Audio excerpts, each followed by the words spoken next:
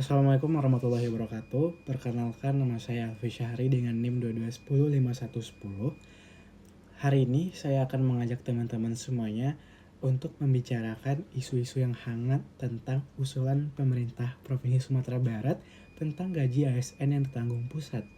Nah, maka saya akan mengangkat judul "Ketika Fiskal Sumatera Barat Tertekan, Usulan Gaji ASN Ditanggung Pusat, Solusi atau Sinyal Krisis".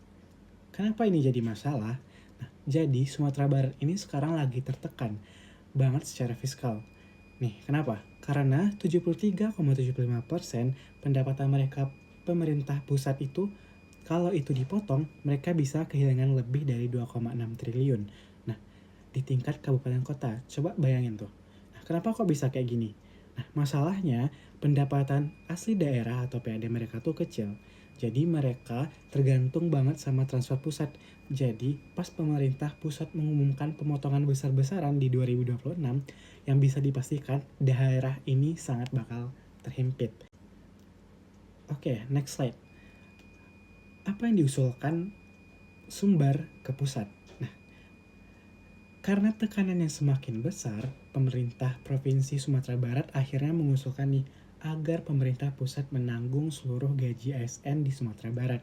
Nah, mereka pikir ini cara yang tepat untuk menjaga layanan publik tetap berjalan tanpa harus mengorbankan sektor-sektor penting seperti pendidikan dan infrastruktur. Namun, apakah ini solusi jangka panjang?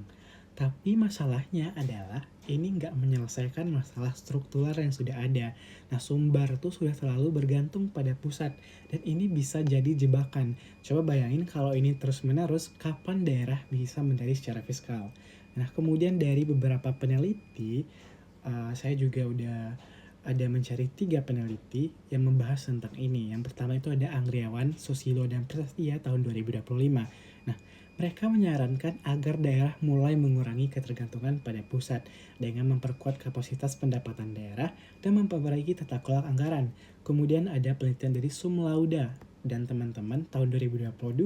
Nah, mereka menekankan pentingnya daerah menggali potensi PAD lebih maksimal supaya ketergantungan pada dana pusat tuh bisa berkurang. Nah, dan yang ketiga ini lumayan menarik nih karena saya mendapatkan di jurnal internasional, yaitu ada Liu 2021.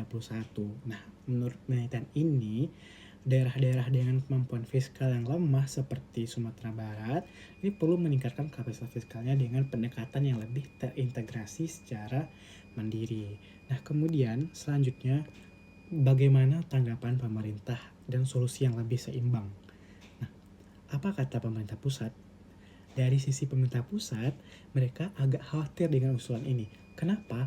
Karena kalau pusat terus yang nanggung gaji ASN daerah, itu bakal menambah rigiditas di APBN kita. Nah, bisa-bisa daerah malah jadi malas untuk meningkatkan pendapatan asli daerah atau efisiensi anggarannya.